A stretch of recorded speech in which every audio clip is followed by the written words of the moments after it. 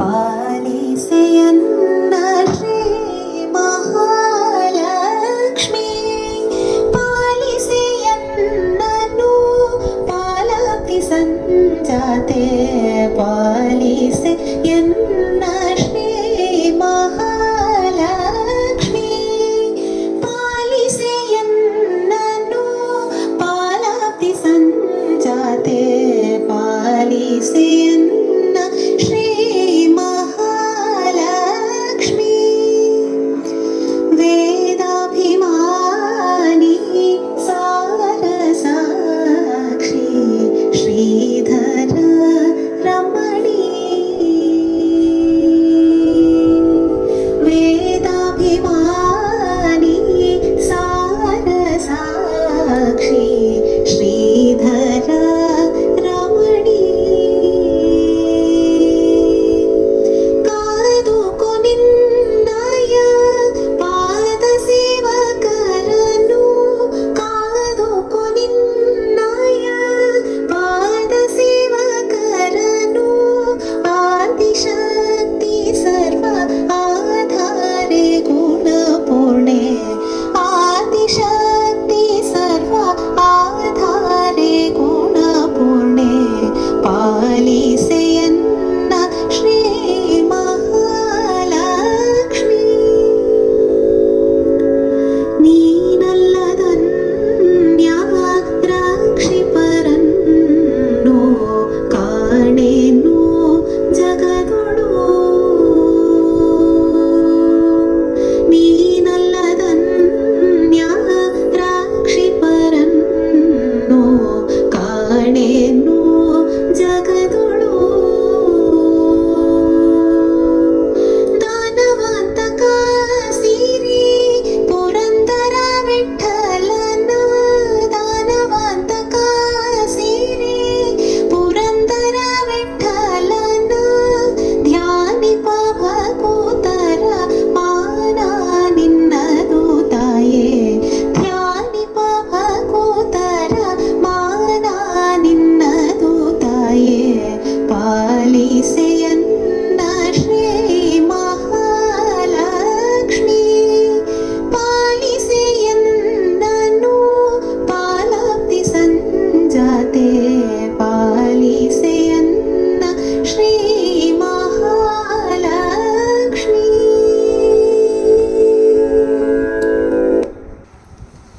ಜೈ ಶ್ರೀಮಾತಾ, ಜೈ ಜೈ ಶ್ರೀಮಾತಾ.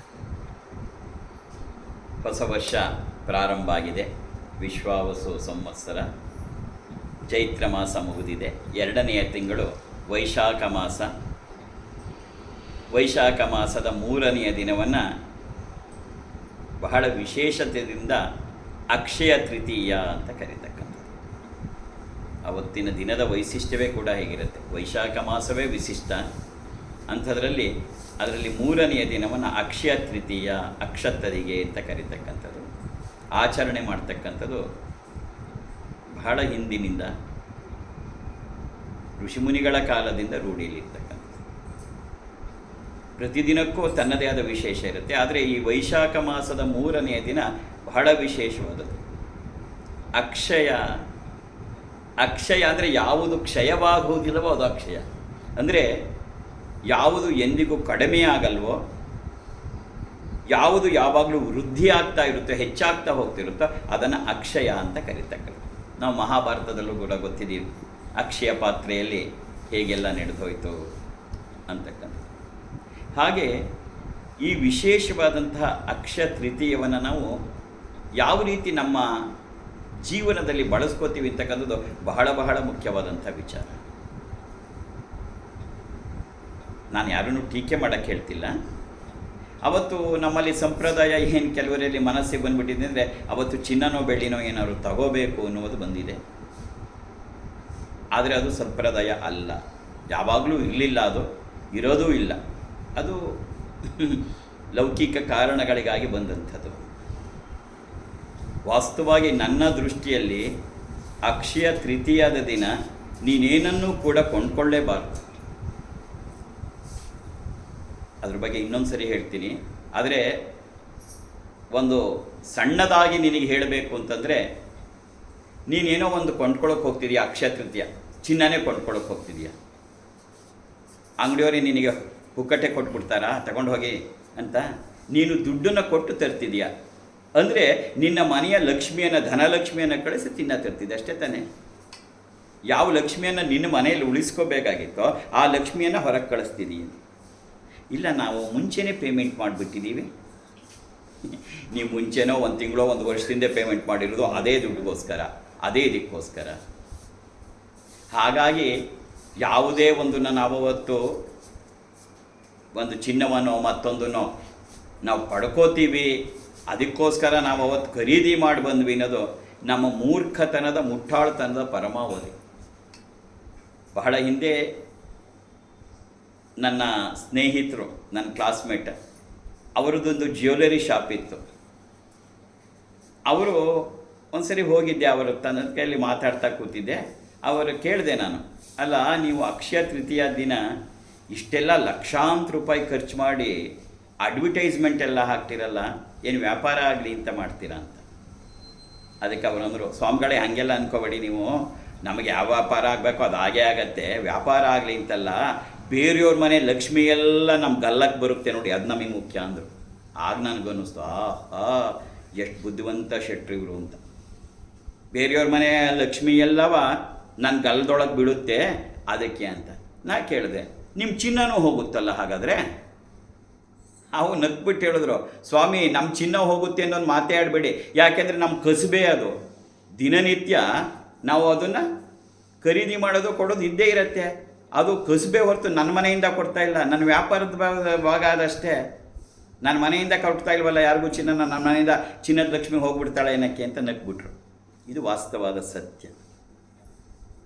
ಹಾಗಾದರೆ ನಿಜವಾದ ಅರ್ಥದಲ್ಲಿ ಏನಪ್ಪ ಅಂದರೆ, ನಿಜವಾಗಿ ಅಕ್ಷಯವಾಗಬೇಕು, ಅದು ವೃದ್ಧಿಯಾಗಬೇಕು. ಶ್ರೀ ಪುಸ್ತಕ ಇಲ್ಲಪ್ಪ, ಅಕ್ಷಯ ಆಗಬೇಕು, ವೃದ್ಧಿ ಆಗಬೇಕು. ಯಾವುದು ಅಕ್ಷಯ ಆಗಬೇಕು? ಲಕ್ಷ್ಮಿಯೇ ಅಕ್ಷಯವಾಗಬೇಕು, ಲಕ್ಷ್ಮಿಯೇ ವೃದ್ಧಿಯೂ ಆಗಬೇಕು. ಅದಕ್ಕೆ ಅಕ್ಷಯ ವೃತ್ತಿತೆಯನ್ನು ಲಕ್ಷ್ಮಿಗೆ ಬಹಳ ವಿಶೇಷವಾದ ಸ್ಥಾನವನ್ನು ಕೊಟ್ಟಿರ್ತಕ್ಕಂಥದ್ದು. ಯಾಕೆ ಲಕ್ಷ್ಮಿಯ ಬಗ್ಗೆ ವಿಶೇಷವಾದ ಸ್ಥಾನ ಅಂತ ಹೇಳಿದ್ರೆ, ಬರೀ ದುಡ್ಡು ಸಿಗತ್ತೆ, ಐಶ್ವರ್ಯ ಸಿಗತ್ತೆ ಅಂತಲ್ಲ. ನಾವು ಭೂಮಿಗೆ ಬರುವಾಗ ಬ್ರಹ್ಮ ನಮ್ಮ ಹಣೆಯ ಬರಹವನ್ನು ಬರೆದು ಕಳಿಸಿರ್ತಾನೆ. ಬ್ರಹ್ಮ ಬರೆದು ಕಳಿಸಿರ್ತಕ್ಕಂತಹ ಹಣೆಯ ಬರಹವನ್ನು ಅಳಿಸಿ ಸಕಲ ಭಾಗ್ಯವನ್ನು ಸೂಚಿಸುವ ರೇಖೆಯನ್ನು ಬರೆಯುವ ಶಕ್ತಿ ಇರೋದು ಲಕ್ಷ್ಮಿಗೆ ಮಾತ್ರ. ಹಾಗಾಗಿ ಅಕ್ಷಯ ತೃತೀಯ ದಿನ ನಮ್ಮ ಮನೆಯಲ್ಲಿರುವ ಲಕ್ಷ್ಮಿಯನ್ನು ವೃದ್ಧಿ ಮಾಡ್ಕೋಬೇಕು, ನಮ್ಮ ಮನಗಳಲ್ಲಿರುವ ಲಕ್ಷ್ಮಿಯನ್ನು ವೃದ್ಧಿ ಮಾಡ್ಕೋಬೇಕು. ಅನಂತವಾಗಿ ಅಮ್ಮ ಅಕ್ಷಯವಾಗಿ ನೀನು ಯಾವಾಗಲೂ ನನ್ನ ಮನೆಯಲ್ಲಿ ಇರು ಅನ್ನುವ ಪ್ರಾರ್ಥನೆಯನ್ನು ಮಾಡಬೇಕು. ಇದು ಬಹಳ ಮುಖ್ಯವೇ ಹೊರತು ನಾ ಚಿನ್ನ ತಂದು ಬಿಟ್ಟರೆ ನೀನು ದುಡ್ಡು ಕೊಟ್ಟು ಚಿನ್ನ ತಂದಿದೀಯ.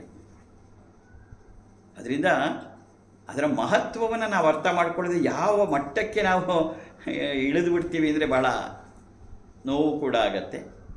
ಅದರಿಂದ 2025 ಈ ವರ್ಷದ ಅಕ್ಷಯ ತೃತೀಯ ಭಾನುವಾರ ಬರ್ತಾ ಇದೆ, ಬುಧವಾರ ಬರ್ತಾ ಇದೆ. 30ನೇ ತಾರೀಕು? ಅದು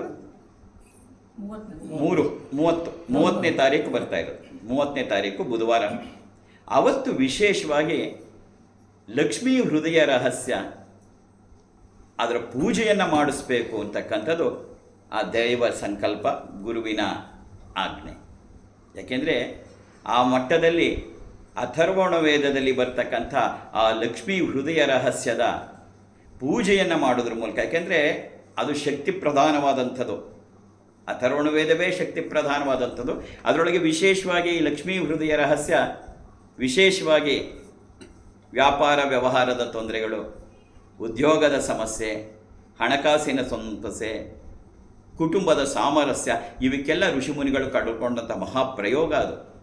ಅವತ್ತು ನಾವು ಅಕ್ಷಯ ತೃತೀಯದ ದಿನ ಈ ಲಕ್ಷ್ಮೀ ಹೃದಯ ರಹಸ್ಯದ ಒಂದು ಪೂಜೆಯನ್ನು ಮಾಡಿದ್ರೆ ಸಹಜವಾಗಿ ಇದು ಯಾವುದೇ ಅನುಮಾನವೇ ಇಲ್ಲದೆ ಆ ಲಕ್ಷ್ಮಿಯ ಅಕ್ಷಯ ನಡೀತಾ ಹೋಗುತ್ತೆ.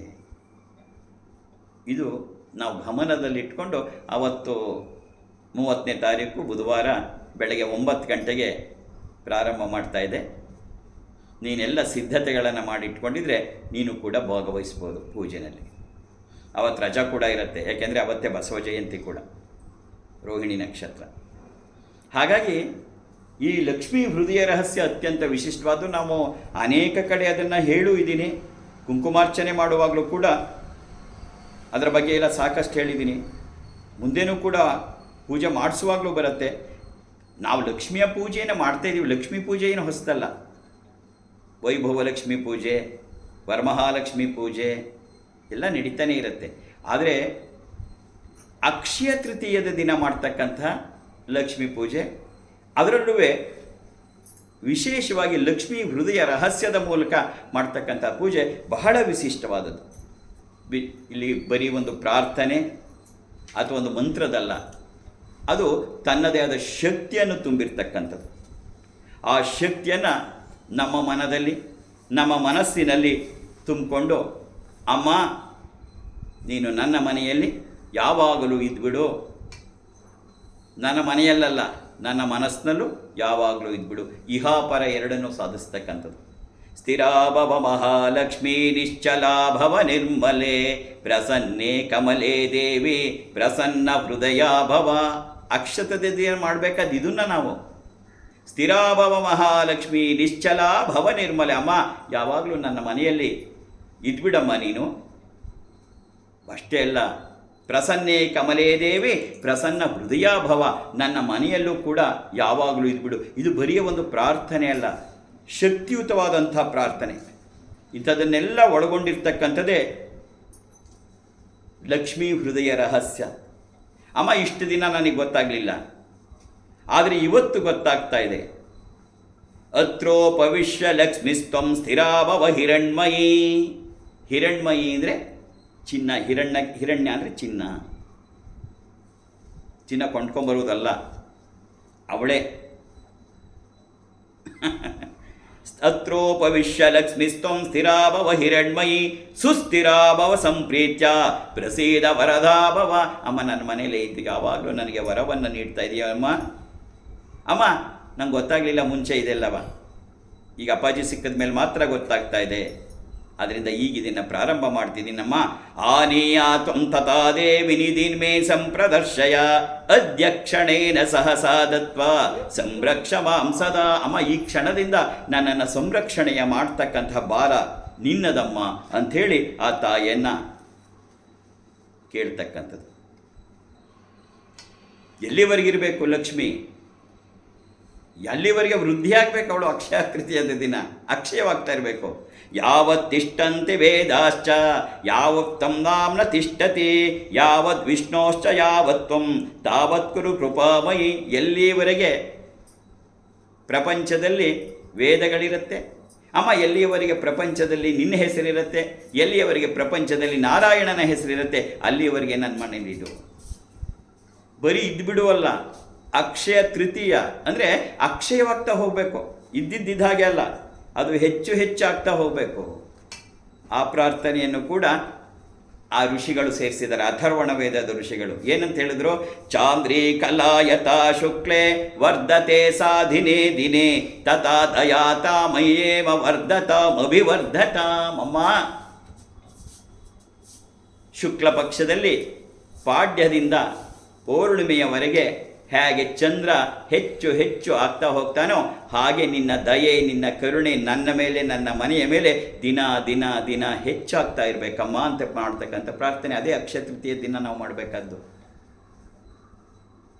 ಅದರಿಂದ ಅತ್ಯಂತ ಶ್ರೇಷ್ಠವಾದದ್ದು ಕೊನೆಗೆ ಅಮ್ಮ ಏನು ಬೇಕು? ಸುವರ್ಣ ವೃಷ್ಟಿಂ ಕುರು ಮೇ ಗೃಹೇಶಿ ಸುಧಾನ್ಯ ವೃದ್ಧಿಂ ಕುರು ಮೇ ಗೃಹೇಶಿ ಕಲ್ಯಾಣ ವೃದ್ಧಿಂ ಕುರು ಮೇ ಗೃಹೇಶಿ ವಿಭೂತಿ ವೃದ್ಧಿಂ ಕುರು ಮೇ ಗೃಹೇಶಿ. ನಾಲ್ಕನ್ನು ಕೇಳಿಕೊಂಡು ಅವತ್ತು ಅಕ್ಷಯ ತೃತೀಯ ದಿನ ನಮ್ಮ ಮನೆ ಮನಸ್ಸೆಲ್ಲ ಅಕ್ಷಯವಾಗ್ತಾ ಹೋಗಬೇಕು. ಸ್ಥೂಲ ರೂಪದ ಲಕ್ಷ್ಮಿ ಅಲ್ಲ, ಸೂಕ್ಷ್ಮ ರೂಪದ ಲಕ್ಷ್ಮಿ ನನ್ನ ಮನೆಯಲ್ಲಿರಬೇಕು.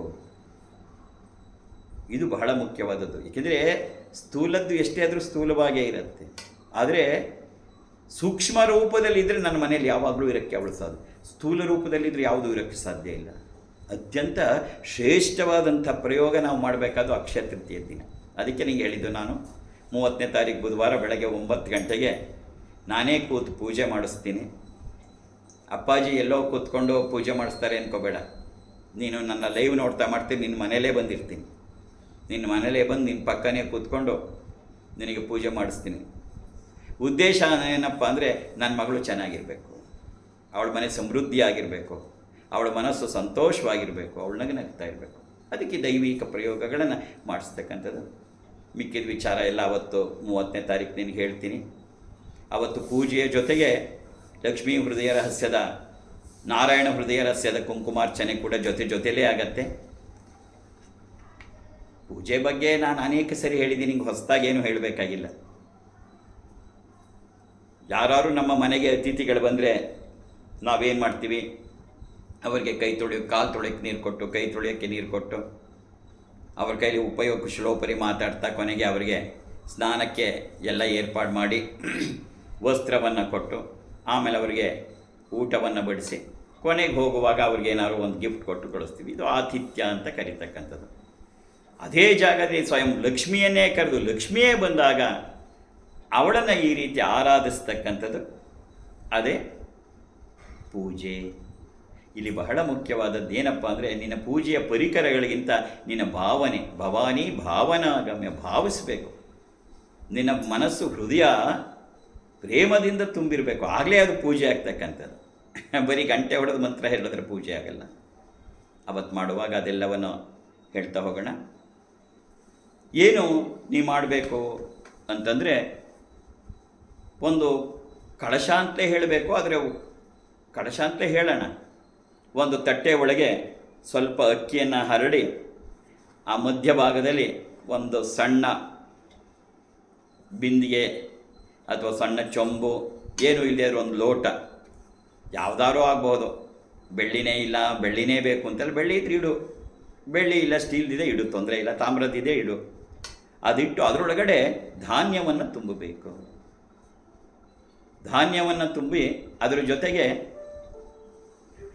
ಶುಷ್ಕ ಅಂದರೆ ಒಣಗಿರುವ ಹಣ್ಣುಗಳು, ದ್ರಾಕ್ಷಿ, ಗೋಡಂಬಿ, ಉತ್ತುತ್ತೆ, ಬಾದಾಮಿ, 5 ಥರದ ಹಣ್ಣುಗಳು ಎರಡೆರಡು ಅದರೊಳಗೆ ಹಾಕಿ, 5 ನಾಣ್ಯ, 5 ರೂಪಾಯಿನ ಸಿಕ್ಕರೆ ಸಂತೋಷ, ಸಿಕ್ಕದರೆ ಯಾವ ನಾಣ್ಯ ಸಿಕ್ಕತ್ತೆ 5 ನಾಣ್ಯ ಹಾಕಿ ಭರ್ತಿ ಮಾಡಿ, ಸುತ್ತಕ್ಕೆ 5 ವೀಳ್ಯದೆಲೆಯನ್ನಿಟ್ಟು ಆ ಮಧ್ಯದಲ್ಲಿ ತೆಂಗಿನಕಾಯಿ ಇಡೋದು.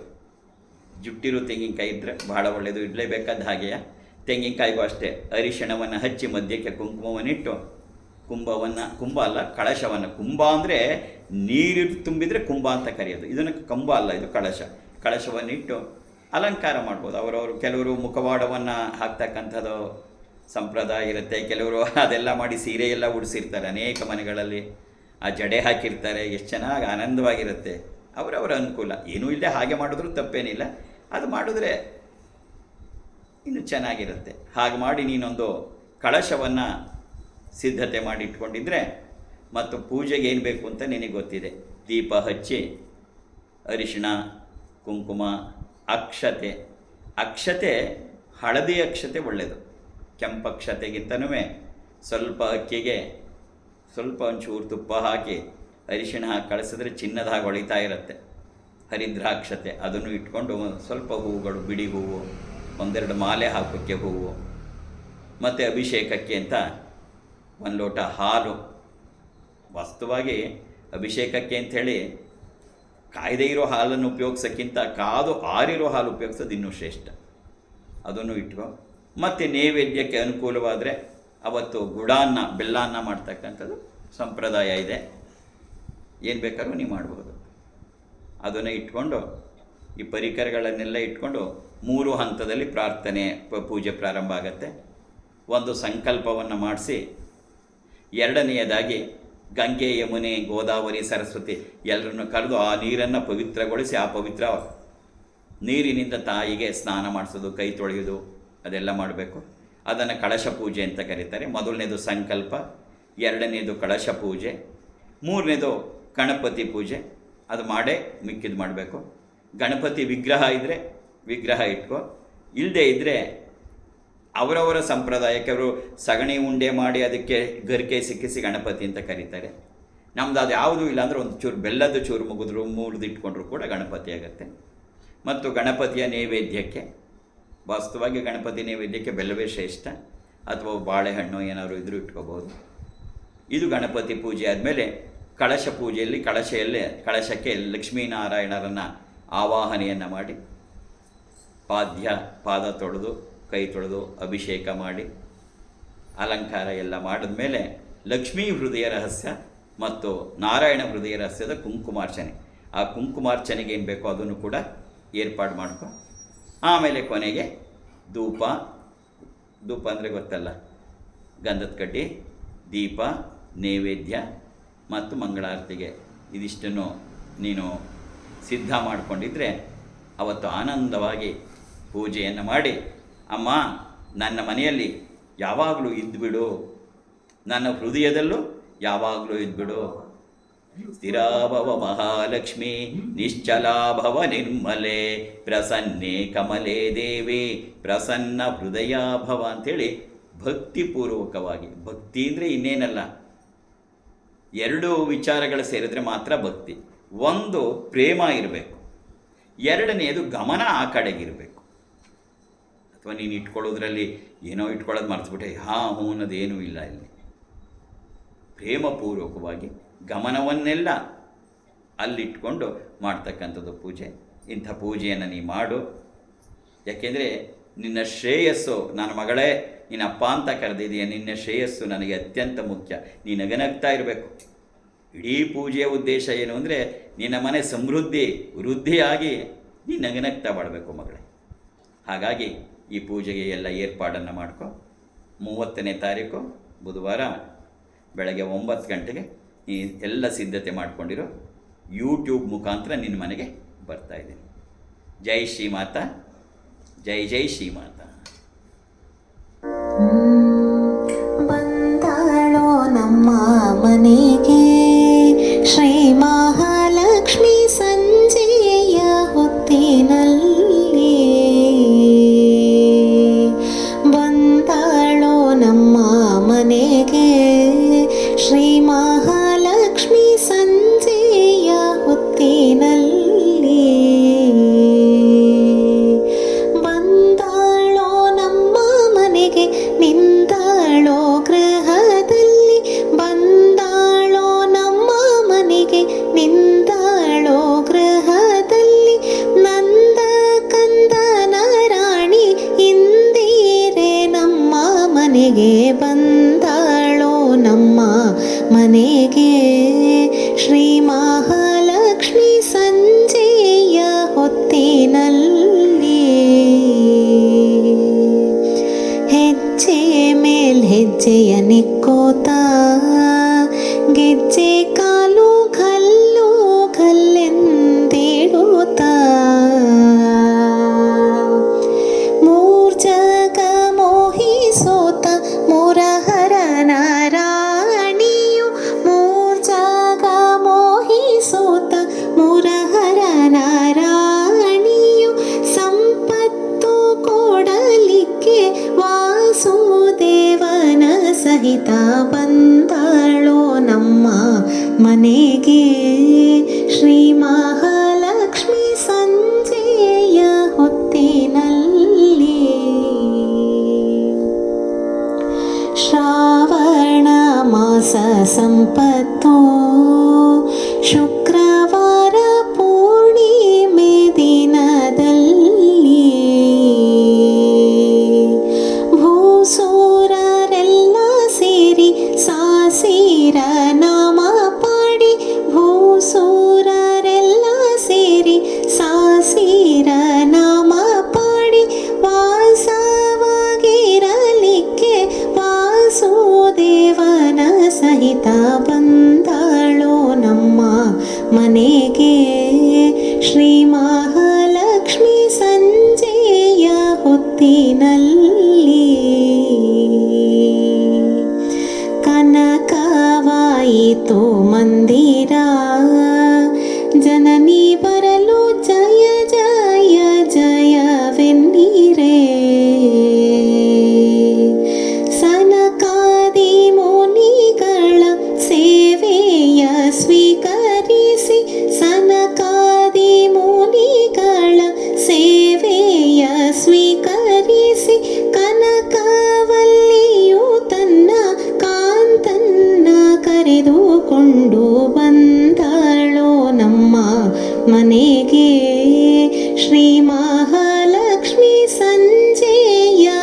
ಹೊತ್ತಿನಲ್ಲಿ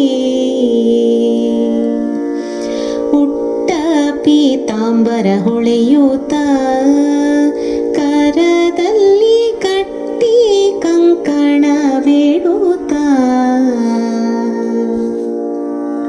ಸೃಷ್ಟಿ ಒಡೆಯ ನಮ್ಮ ಪುರಂದರ ವಿಠಲನ ಸೃಷ್ಟಿ ಒಡೆಯ ನಮ್ಮ ಪುರಂದರ ವಿಠಲನ ಪಟ್ಟದರಸಿಯು ನಮ್ಮ ಇಷ್ಟಾರ್ಥ ಕೊಡಲಿಕ್ಕೆ ಬಂದಾಳೋ ನಮ್ಮ ಮನೆಗೆ ಶ್ರೀ ಮಹಾಲಕ್ಷ್ಮಿ ಸಂಜೆಯ ಹೊತ್ತಿನಲ್ಲಿ ಬಂದಾಳೋ ನಮ್ಮ ಮನೆಗೆ ನಿಂತಾಳೋ ಗ್ರಹದಲ್ಲಿ ಬಂದಾಳೋ ನಮ್ಮ ಮನೆಗೆ ನಿಂತಾಳೋ ಗ್ರಹದಲ್ಲಿ ನಂದ ಕಂದನ ರಾಣಿ ಇಂದಿರೆ ನಮ್ಮ ಮನೆಗೆ ಬಂದಾಳೋ ನಮ್ಮ ಮನೆಗೆ ಶ್ರೀ ಮಹಾಲಕ್ಷ್ಮಿ ಸಂಜೆಯ ಹೊತ್ತಿನಲ್ಲಿ ಶ್ರೀ ಮಹಾಲಕ್ಷ್ಮಿ ಸಂಜೆಯ ಹೊತ್ತಿನಲ್ಲಿ